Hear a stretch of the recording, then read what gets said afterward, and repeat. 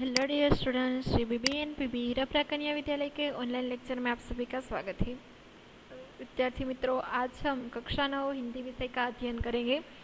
आज हम गद्य 6 मेरी बीमारी श्यामा ने ली उसका अध्ययन करेंगे। लेखक है हरिवंश राय बच्चन जी। यह एक गद्य है और हरिवंश राय बच्चन जी की जो आत्मकथा है उसमें से लिया गया आत्मकथा अंश है। और हरिवंश राय बच्चन जी की जो आत्मकथा है वो 4 भाग में है। उसमें से जो पहला भाग है क्या भूलूं किया याद करूं, उसमें से यह गद्य दिया गया है। इसके अगले लेक्चर में हमने इसका अगला जो मेरी बीमारी श्यामा ने ली उसकी शुरुआत की थी। आज हम आगे का अध्ययन करेंगे। तो शुरुआत करेंगे गद्य 6 मेरी बीमारी श्यामा ने ली જે હરિવંશ રાય બચ્ચનજીની એક આત્મકથા છે એમાંથી લેવામાં આવ્યું છે. અને આગળના લેક્ચરમાં આપણે જોયેલું એની શરૂઆત કરેલી. તો જે શ્યામા છે લેખકના પ્રથમ પત્નીનું નામ હતું અને શ્યામા છે એના અને હરિવંશ રાય બચ્ચનજી છે એના લગ્ન જીવનમાં જે મુશ્કેલીઓનો સામનો કરવો પડ્યો હતો એની છે આ વાત છે આ ચેપ્ટરમાં કરવામાં આવી છે.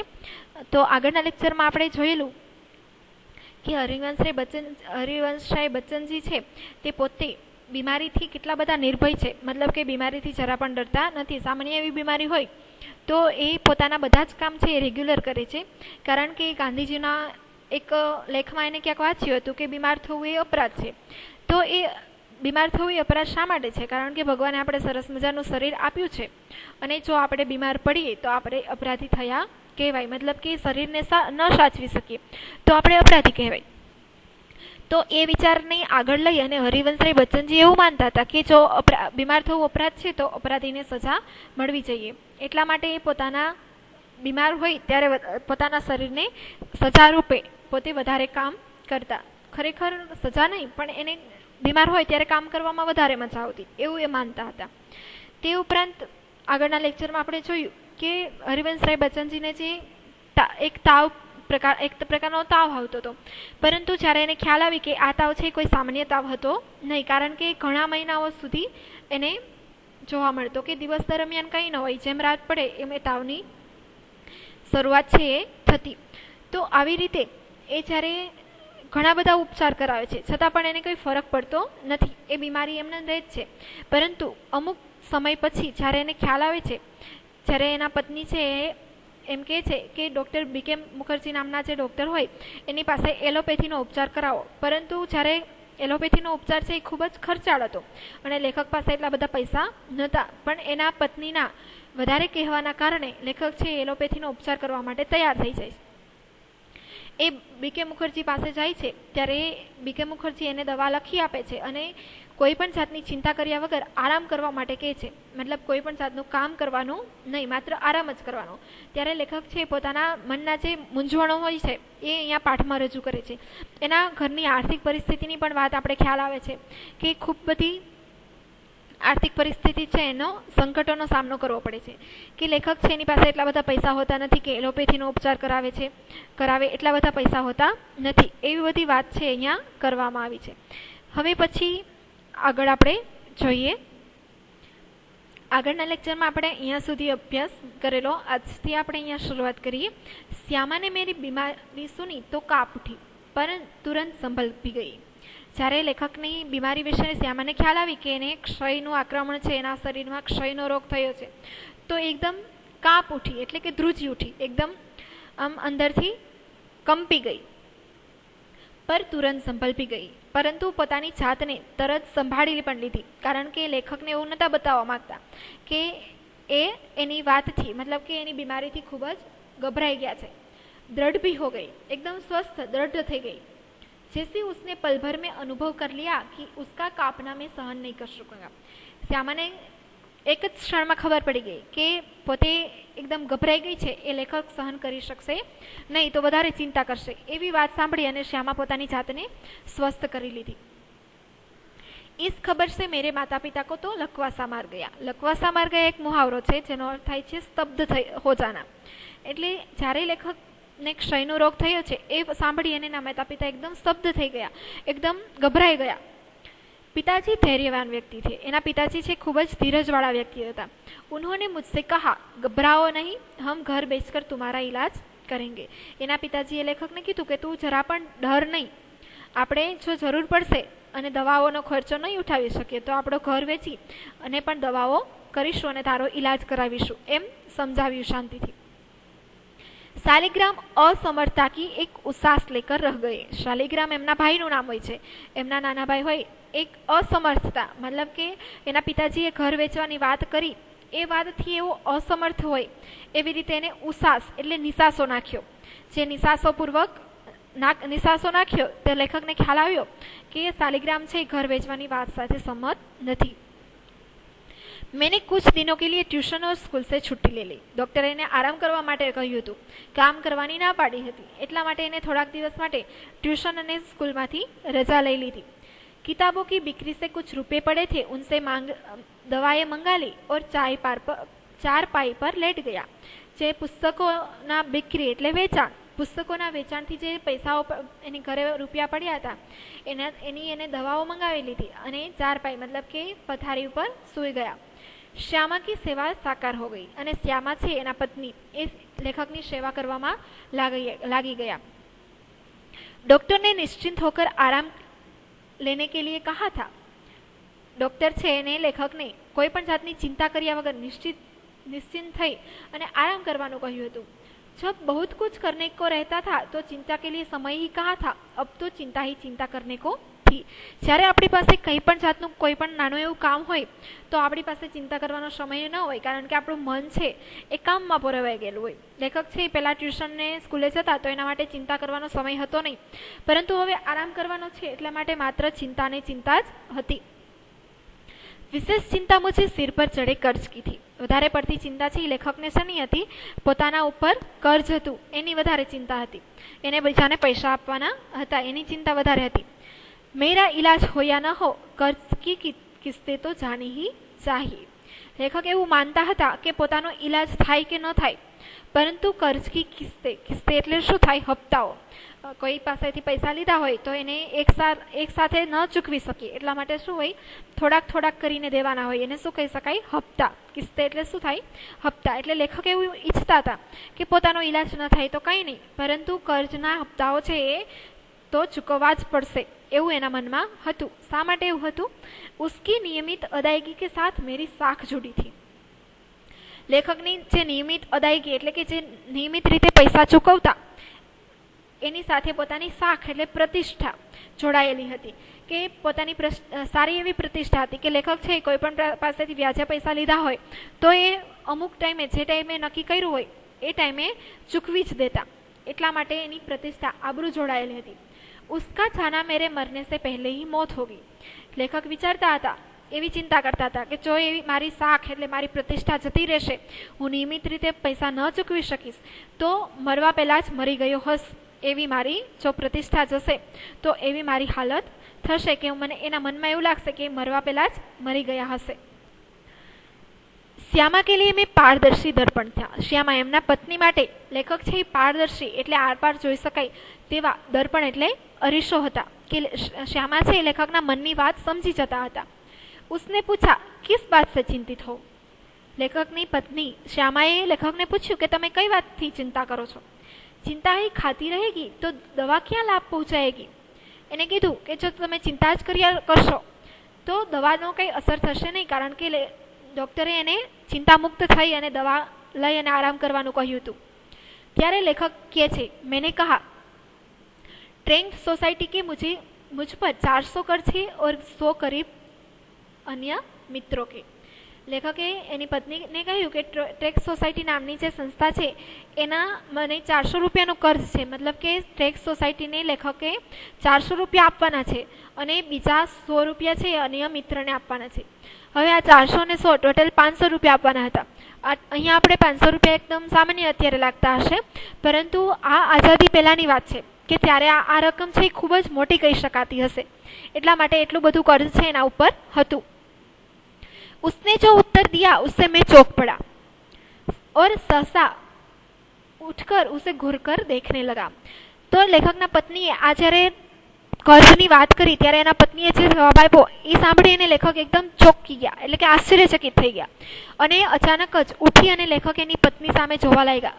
एकदम आश्चर्य थी, जैसे श्यामा को एक बार फिर से पहचानने की जरूरत हो। એને લાગ્યું કે શ્યામાને હજી એક વખત ઓળખવાની મારે જરૂર છે, હું શ્યામાને હજી સારી રીતે ઓળખી શક્યો નથી। ત્યારે એને શું કહ્યું હતું એની પત્નીએ? उसने कहा था कर्ज तो मैं तुम्हारे मरने के बाद भी उतार दूंगी, तुम इसकी चिंता छोड़ो। એમના પત્નીએ એમને કીધું હતું કે તમે મરી જશો પછી પણ હું તમારું કર્જ ચૂકવી દઈશ, પરંતુ અત્યારે તમે ચિંતા કરો નહીં। मैं सोचने लगा श्यामा ने वज्रही अपनी छाती पर रखकर यह वाक्य कहा होगा। लेखक विचारवा लाग्या कि श्यामा छे एने पोतानी छाती पर वज्र रखना एक मुहावरो छे जेनो अर्थ थाय छे शक्ति का परिचय देना। मतलब के पोते साहस करीने साहसपूर्वक पोते शक्तिपूर्वक ज आ वाक्य कह्युं हशे। कयुं वाक्य? कि તમે મરી જશો પછી પણ હું તમારો કર્જ ચૂકવી દઈશ, કારણ કે કોઈ પણ પત્ની છે એમના પતિ વિશે મરવા વિશે વાત કહી શકે નહીં। मुझे चिंता विमुक्त रखने को वह क्या नहीं कर सकती थी। लेखक एम कहे छे कि एमना पत्नी छे एने चिंतामांथी मुक्त रखवा माटे ए शुं करी शकता न हता, कंई पण करवा माटे तैयार हता। मरने के लिए जो मैंने अपने आप को छोड़ दिया था वह मुझे एकदम गलत लगा। लेखके पोतानी जातने मरवा माटे छोड़ी दीधी हती एने खोटું લાગ્યું કે એને યોગ્ય લાગ્યું નહીં કે મારે હવે કોઈ માટે ન જીવવું જોઈએ, પણ એની પત્ની આટલી બધી એની ચિંતા કરે છે તો એમની તો ધ્યાન રાખવી જ જોઈએ ને, એટલા માટે પોતાની જાતને મરવા માટે છોડી દીધી હતી। એમને ખોટું લાગ્યું। मुझे अपने लिए नहीं तो श्यामा के लिए जीने का संघर्ष करना चाहिए। એને વિચાર્યું કે મારે મારા માટે નહીં તો કંઈ નહીં, પણ શ્યામા માટે જીવવું જોઈએ। श्यामा के लिए मैं जीवन में कुछ नहीं किया, कभी करने को योग्य ही नहीं रहा। એમને પછી વિચાર્યું કે મેં અત્યારના સુધીના લગ્ન જીવનમાં શ્યામા માટે કંઈ કર્યું જ નથી અને ક્યારેય શ્યામા માટે કંઈ કરવા માટે યોગ્ય જ પણ રહ્યા નથી। अब यदि मैं उसे ऐसी स्थिति में छोड़ जाऊं कि वह मेरे मरने पर मेरा कर्ज उतारने की चिंता करे तो मुझसा जघन्य अपराधी कौन होगा। एम के छे कि जो हूँ हवे एने आवी परिस्थितिमां छोड़ीने मृत्यु पामूं कि मारा मर्या पछी ए मारो कर्ज छे उतारे तो मारा जो जघन्य एटले शुं थाय, बहु खराब अपराधी कोई कही शकाय नहीं। नहीं, मैं श्यामा के लिए चिंताएं नहीं छोड़ जाऊंगा, जीने का रास्ता खोजूंगा और जीकर अपनी चिंताएं समाप्त करूंगा। એને એમ કીધું, એને વિચાર્યું કે નહીં, હું શ્યામા માટે કોઈ પણ જાતની चिंता छोड़ी जवा मागतो નથી, હું मारा जीवा माटेनो रस्तो शोधीश અને जीवी અને મારી चिंताओं छे ए समाप्त करीश। एक रात जैसे मेरे कान में किसी ने कहा एक रास्ता अब भी है। लेखक छे ए सुता हता त्यारे एना कानमा एवो आवाज थयो कि कोई एना कानमा एवुं कह्युं होय कि एक रस्तो छे जीवा माटेनो, संघर्ष करवा माटेनो एक रस्तो हजू पण छे। 15 दिन के इलाज में अपना बटुआ खाली हो गया था। लेखक छे एलोपैथीनो उपचार करावता हता डॉक्टर बीके मुखर्जी पासे। तो मात्र 15 दिवसनो इलाज चाल्यो त्यां लेखकनुं बटुआ एटले पर्स छे खाली थई गयुं, बधा पैसा पूरा थई गया। मैं कदापि नहीं चाहता था कि पिताजी घर को हाथ लगाए। लेखक छे एवुं इच्छता न हता कि एना पिताजी छे एक घर वेचे पोताना माटे। अपनी वृद्धावस्था में शांति से बैठने को, चाहे उनको भूखे नंगे ही बैठना पड़े, उन्होंने एक शरणस्थ बनाया था। लेखक छे एना माता पिताए वृद्धावस्थामां कदाच एने जमवानुं न पण मळे तो पण ए पोताना घरमां शांतिपूर्वक जीवी शके एटला माटे एक सामान्य एवुं घर बनाव्युं हतुं। मैं उससे उन्हें वंचित करने का कारण नहीं बनना चाहता था। लेखक एम कहे छे कि परंतु ए घरने मारा कारणे, मतलब लेखकना कारणे, लेखकनी बीमारीना कारणे जो एवुं वेची नाखे घर तो एनुं कारण छे लेखक बनवा मागता न हता। पर यह भी नियति का एक व्यंग्य है कि मेरे माता पिता दोनों में से किसी को अपनी छत के नीचे अंतिम श्वास छोड़ने का यह योग नहीं बना था। लेखक कहे छे कि आपण एक नियति एटले के विधाता, व्यंग्य एटले मजाक, आपण विधातानी एक मजाक कही शकाय કે એના માતા પિતા બંનેમાંથી કોઈને પણ પોતાની છત નીચે અંતિમ શ્વાસ લેવાનો અવસર છે મળ્યો નહોતો। ना जाने राम कहाँ लांगे माटी पर उस समय में कैसे जानता। लेखक एम कहे छे कि राम ने न जाने राम कहाँ लागे माटी कि આપણે કોઈ પણ વ્યક્તિ છે પોતાનું મૃત્યુ ક્યાં છે એ નિશ્ચિત કરી શકતા નથી, પરંતુ લેખક છે એ સમયે જાણતા ન હતા। और एक दिन मुझे वह रास्ता दिखाई दिया जिस पर अपने बल पर चलकर मैं अपनी चिंताएं समाप्त कर सकता था। અને લેખક છે એને એક દિવસ એ રસ્તો દેખાઈ આવ્યો કે જેના ઉપર જે રસ્તો અપનાવી અને પોતાની ચિંતાઓ છે એ દૂર કરી શકે એમ હતા। किसी के लिए विशेषकर श्यामा के लिए मैं कोई चिंताएं नहीं छोड़ जाऊंगा। એને એવું લાગ્યું કે કોઈ માટે તો શું, માત્ર એક શ્યામા માટે કહી શકાય કે શ્યામા માટે કોઈ પણ જાતની ચિંતાઓ છોડી અને મૃત્યુ પામવા ઈચ્છતા નહોતા, કે શ્યામા એના મર્યા પછી કર્જ ચૂકવે એવું એ ઈચ્છતા ન હતા। इस संकल्प ने मुझे दृष्टि भी दी और बल भी दिया। એને સંકલ્પ કર્યો કે હું શ્યામા માટે કોઈ પણ ચિંતાઓ છોડી જવા નથી માંગતો। આ સંકલ્પથી એને નવી દ્રષ્ટિ મળી અને નવી શક્તિ પણ મળી, નવું બળ પણ મળ્યું જીવવા માટે। मैंने डॉक्टर बीके मुखर्जी के पास जाकर कहा, डॉक्टर साहब आपका इलाज बहुत महंगा है, मेरे पास आपके इलाज के लिए पैसे नहीं है। પછી લેખકે શું કર્યું, બીકે મુખર્જી પાસે જઈ અને કહ્યું કે ડૉક્ટર સાહેબ તમારો ઇલાજ ખૂબ જ ખર્ચાળ છે અને મારા પાસે એટલા બધા પૈસા છે નહીં। उसके पूर्व कि मैं कुछ कहूँ या पूछूं, उन्होंने अपने बदनाम मुंहफट स्वभाव से कहा, पैसे नहीं है तो जाओ मरो। લેખક છે એ બીજું કંઈ વાક્ય બોલે કે કંઈ વાત કરે ડૉક્ટરને એના પહેલાં જ ડૉક્ટરનો સ્વભાવ કેવો હતો, મુંહફટ, એટલે આપણે કહીએ ને આખા બોલા, કે ગમે એ બોલી દે, કોઈ પણ જાતનું સામેવાળાની રિસ્પેક્ટ કરે નહીં, કે ગમે એવું બોલી દે, એને શું કહેવાય, મુંહફટ, આખા બોલા સ્વભાવવાળા। ડૉક્ટર બીકે મુખર્જીનો સ્વભાવ છે એ આખા બોલો હતો, તો એ પોતાના સ્વભાવ પ્રમાણે લેખકને કહ્યું કે પૈસા નથી તો જાઓ મરો, હું કંઈ કરી શકું નહીં। मुझे जीवन में चुनौतियों से बल मिलता है। लेखक एम कहे कि आपણા જીવનમાં जो चैलेंज मतलब પડકાર હોય તો જ આપણે શક્તિ મળે। એવી જ રીતે લેખકને પોતાનો પડકાર મળી ગયો હતો। કયો પડકાર મળ્યો હતો કે ડૉક્ટરે એને શું કીધું, તું પૈસા ન હોય તો જાઓ મરો, અને મરવાની વાત કરી એટલે લેખકને ચેલેન્જ મળી કે હું શા માટે મરું, મારે તો જીવવું છે। वे यदि मुझे 100 वर्ष जीने का आशीर्वाद भी देते तो शायद जीने का संघर्ष करने का मुझे इतना बल न आता जितना मैंने उनके जाओ मरो शब्द से संचय किया। એને એવું વિચાર્યું, જો ડૉક્ટર છે એને 100 વર્ષ જીવવાના આશીર્વાદ આપત તો તેમ છતાં પણ એના મનમાં એટલી શક્તિ ન આવત જેટલી શક્તિ એને જાઓ મરો શબ્દમાંથી મળી। જાઓ મરો શબ્દ સાંભળીને એના અંદર એકદમ ઉર્જા આવી કે હું કાંઈ મરીશ નહીં, મારે તો જીવવું છે। लड़कपन में मेरे प्रसाद पड़ोसी बाबू मुक्ता प्रसाद ने लुई कुने के पानी के इलाज से मुझे परिचित कराया था। लड़कपन એટલે કે બાળપણમાં જે એક એના પડોશી હતા જેનું નામ હતું બાબુ મુક્તા પ્રસાદ, એને લુઈ કુનેનો પાણીનો ઇલાજ એને સમજાવ્યો હતો। લુઈ કુને છે એક વ્યક્તિનું નામ છે જે જર્મનના છે અને એમને જુદી જુદી બીમારીઓથી બચવા માટે પાણીના અલગ અલગ પ્રયોગ કે પાણીમાં અલગ અલગ રીતે સ્નાન કરી અને જુદી જુદી બીમારીને જુદી જુદી રીતે નષ્ટ કરી શકાય એવો ઇલાજ છે સૂચવ્યા છે ઘણા બધા। તો લેખકના જે હરિવંશરાય બચ્ચનજીના બાળપણના એક પાડોશી હતા બાબુ મુક્તા પ્રસાદ, એને આ ઇલાજ વિશે એમને સમજ આપેલી બાળપણમાં।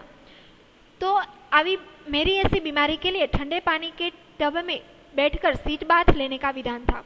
लेखकने जे प्रकारनी क्षयनी बीमारी हती एमां एना माटे एक प्रकारनो नुस्खो हतो के ठंडा पाणीमां बेसी अने टबमां सीट बाथ लेवानुं, मतलब के बेसीने स्नान करवानुं, ठंडा पाणीमां बेसवानुं। एलोपैथी में क्षय के रोगी को दूध, घी, मक्खन, अंडा अधिक से अधिक दिया जाता था। જ્યારે લેખક પેલા એલોપેથીનો ઉપચાર કરતા એમાં એને ડૉક્ટરે દૂધ, ઘી, માખણ અને ઈંડા એવી ચીકાસવાળી વસ્તુઓ છે એ વધારે ખાવાની સૂચવી હતી। જ્યારે કુને કે ઇલાજ મેં ચીકના મના था, જ્યારે જે કુનેનો પાણીનો ઇલાજ હતો એમાં એને ચીકણું ખાવાની મનાઈ ફરમાવવામાં આવી હતી। सिर्फ कच्ची सब्जियां, फल, भीगे चने, गेहूं आदि पर रहना था। मात्र एने काचा शाकभाजी, फळ, पलाळेला चणा अने घऊं एना उपर ज छे उपचार करवानो हतो, मतलब एवी वस्तुओ ज खावानी हती, कोई पण जातनी दवाओनी जरूर हती नहीं। न दवा पर कुछ खर्च न खुराक पर कुछ खर्च। यही इलाज तो मेरी स्थिति के अनुकूल था। लेखकनी जेवी परिस्थिति हती आर्थिक, ए परिस्थिति अनुकूल आ उपचार छे एना माटे एकदम योग्य हतो और कामकाज साधारण किए जाना था अने जे कामकाज छे रेग्युलर करी शके एम हता। मैंने बीके मुखर्जी का नुस्खा फाड़ डाला और कुने के अनुसार सीट बाथ आरंभ किया और तद अनुसार खुराक आदि रखी। डॉक्टर बीके मुखर्जी नो नुस्खो एटले के जे एनो इलाज हतो एनु कागळ छे एने फाड़ी नाख्युं अने कुनेनो उपचार छे ए शरू करी दीधो। एवी रीते ठंडा पाणीमां सीट बाथ लेवानुं शरू कर्युं अने तेवी ज रीते खोराक अने बधुं शरूआत करी दीधी। स्कूल भी जाने लगा, केवल रात वाली ट्यूशन छोड़ दी अने ए स्कूले पण जवा लाग्या। मात्र एने रातना समयनुं जे ट्यूशन हतुं ए छोड़ी दीधा। उसका मुआवजा एक तरफ से किताबों की बिक्री से मिलता था. એનો મુઆવજા એટલે બદલો, એનો બદલો છે એને, એના બદલાના પૈસા છે એ કિતાબોના મતલબ પુસ્તકોને બિક્રી એટલે વેચાણથી એને મળી જતો હતો. શ્યામાને મેરા વિરોધ ન કિયા.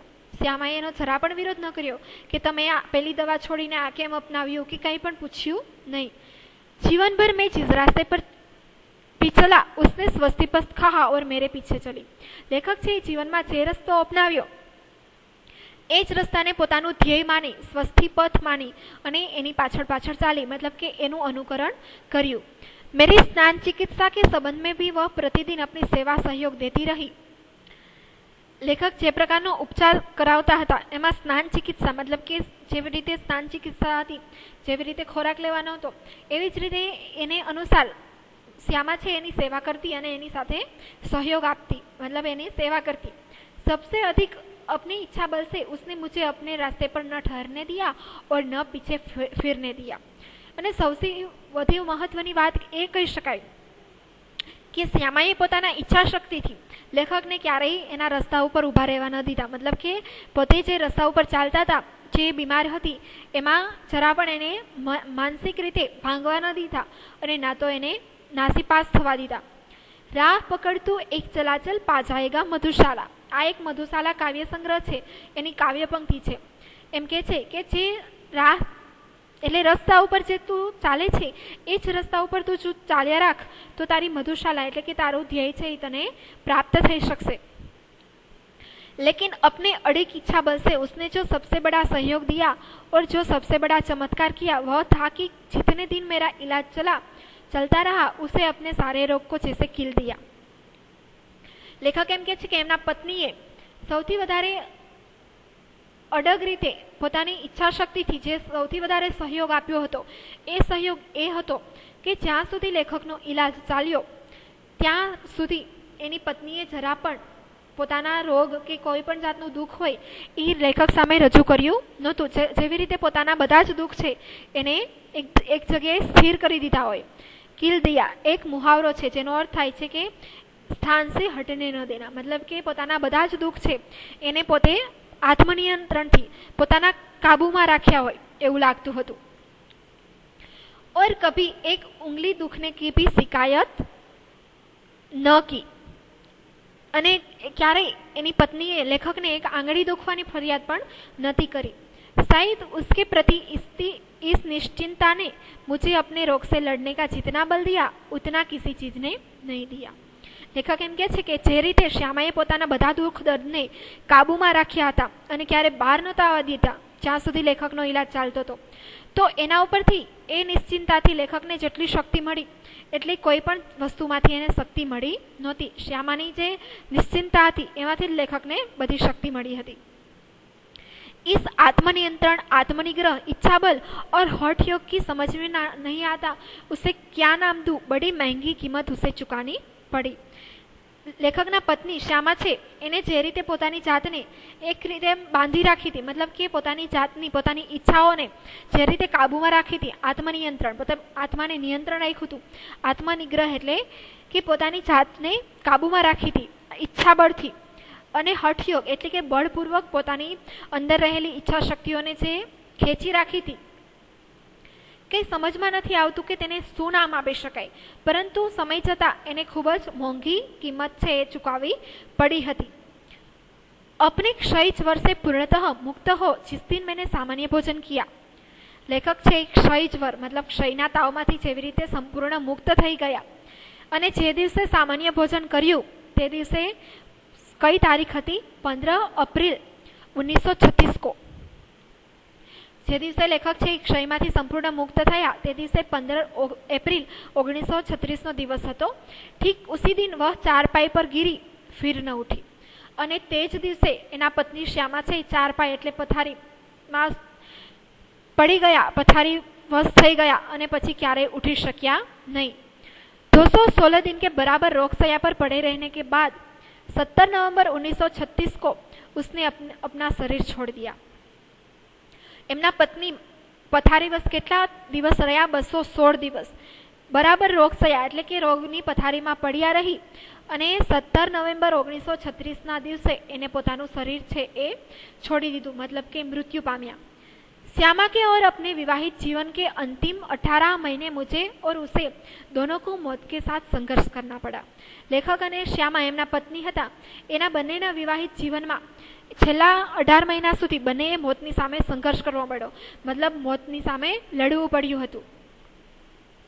मेरे संघर्ष में श्यामा ने अपनी इतनी आंतरिक मंगल कामना दी, इतना सहयोग दिया, इतनी अपनी सेवा दी, इतना अपने को दिया कि इतना अपनी ओर से मुझे चिंता विमुक्त रखा कि मैं उस संघर्ष में विजयी हुआ। लेखक જ્યારે બીમાર હતા ત્યારે એમના પત્ની શ્યામાએ એમને પોતાની ઈચ્છા શક્તિથી એટલી બધી મનોકામના આપી, એટલો સહયોગ આપ્યો, એટલી સેવા કરી લેખકની અને એટલી પોતાની જાતને લેખક પ્રત્યે સમર્પિત કરી દીધી અને પોતાની શક્તિથી લેખકને ચિંતા વિમુક્ત રાખવા માટેના બધા જ પ્રયત્ન કર્યા। તો એ સંઘર્ષની સામે લેખક છે એ વિજય થયા, મતલબ કે જીતી ગયા, મોત સામે જીતી શક્યા। કોના લીધે? શ્યામાના સહયોગને લીધે।